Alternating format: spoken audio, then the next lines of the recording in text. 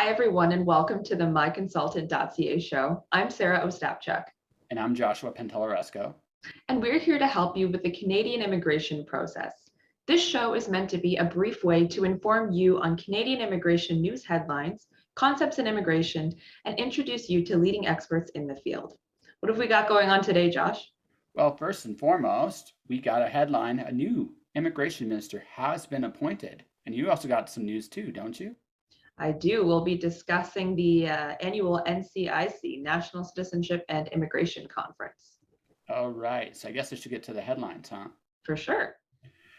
Our top story for the day, ladies and gentlemen, is we have a new Immigration Minister of Canada. The voice of the Nova, the Honourable Sean Fraser, takes over the post from the departing Minister Mendicino. Minister Fraser has been a member of Parliament for 6 years and has been selected to take over the responsibilities of the Minister of Immigration, Refugees and Citizenship of Canada.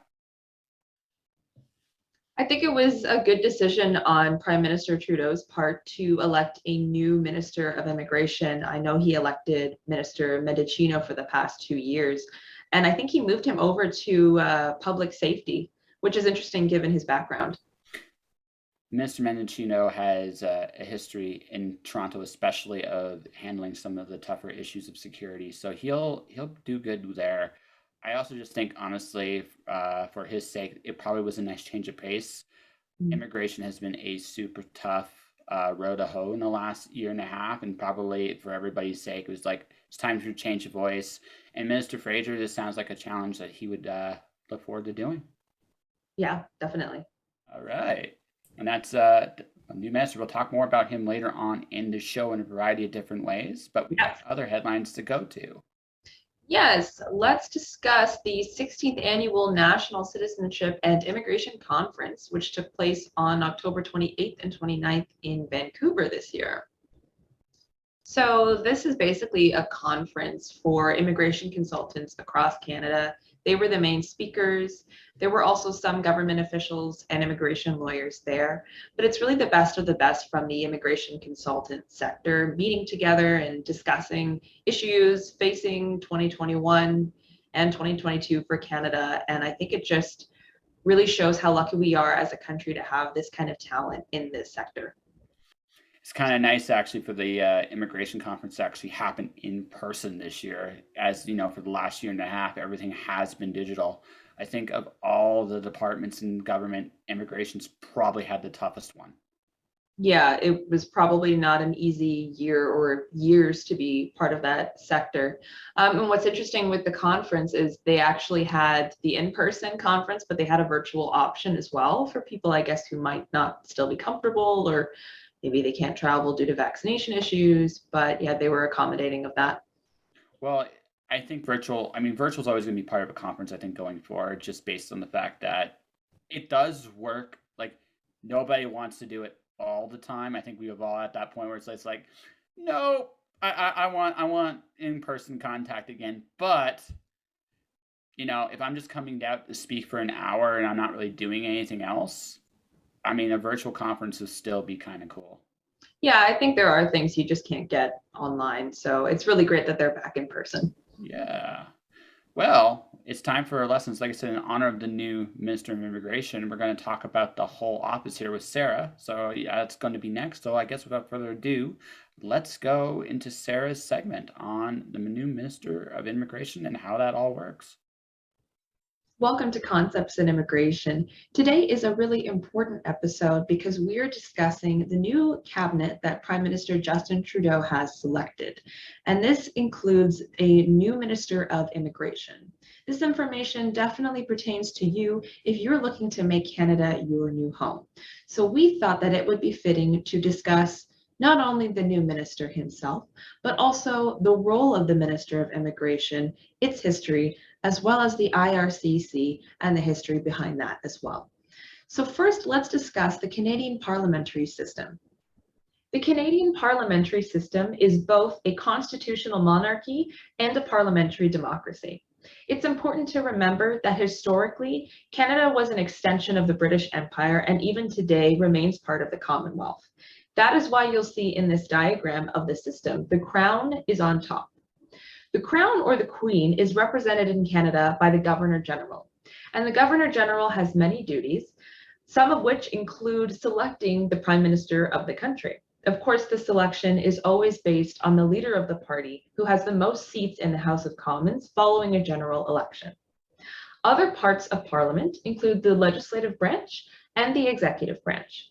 In the legislative branch, you have the Senate and the House of Commons. The duties of this branch are to pass bills, spend government money, and raise taxes.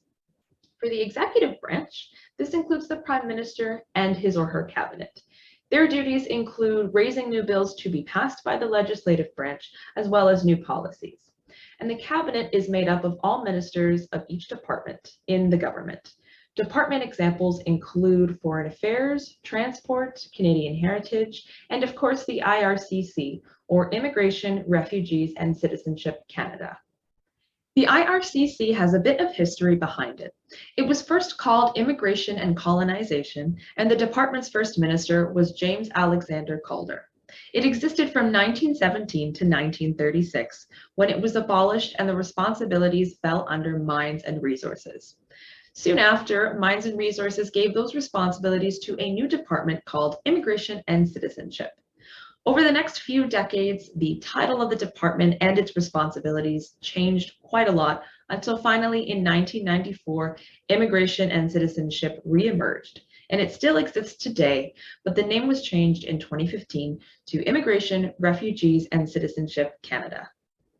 Today, the IRCC is in charge of matters regarding immigration. Their responsibility is to create programs and policies that will help bring more people who can help with Canada's prosperity into the country as permanent residents. They also strive to integrate those people in a way that celebrates diversity. Their vision is as follows: a stronger Canada, a safe and secure country with a bond to citizenship and values, a country that continues to support our humanitarian tradition and draws the best from the world to build a nation that is economically, socially, and culturally prosperous. Beyond being the head of Immigration, Refugees, and Citizenship, the Minister of Immigration has many other specific responsibilities. These include the Citizenship Act of 1977, Passport Canada, the Canadian Passport Order, the order respecting the issuance of diplomatic and special passports, and special passports. In addition to these, he is also responsible for the Immigration and Refugee Protection Act with the Minister of Public Safety. I hope this segment has given you some context, and now let's head over to Josh for a profile on the new Minister of Immigration.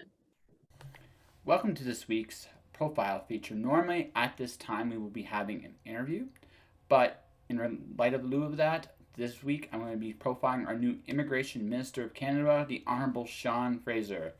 Minister Fraser, nicknamed the Voice of the Nova for 6 years now, was elected to Parliament in 2015. A proud Nova Scotian, Fraser lists his small-scale local accomplishments with his larger federal achievements and causes.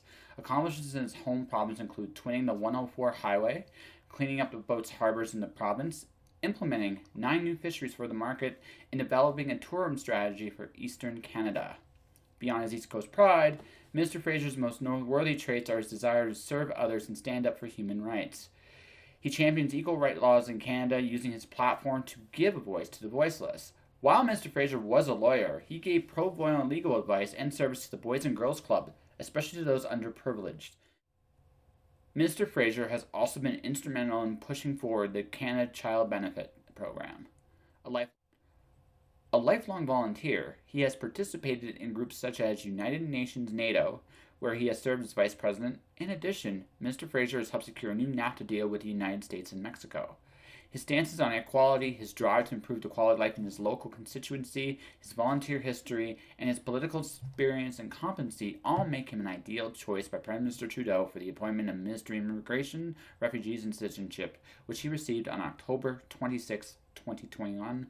I would like to wish Minister Fraser the best of luck in this new journey.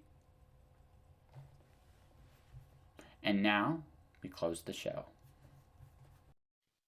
I really like that Minister Sean Fraser is so connected to his roots and his community in Nova Scotia. I actually enjoy that too. There's something about having hometown pride. Someone who's moved around a lot, that's a hard thing for me to fully grasp, but I can definitely respect it. Yeah, I totally agree. I am a roots person, and even though I grew up in Brampton, Ontario, with my husband being in the military, we were moving around a lot, and I love to appreciate different parts of Canada, but I think your roots are your roots. So, Well, I can't really say I fully like. Again, for me, it was different because when I was a kid, I moved everywhere. I lived in like Oshawa, Whitby, Windsor, Detroit, Calgary, Vancouver. Like you I have a have favorite?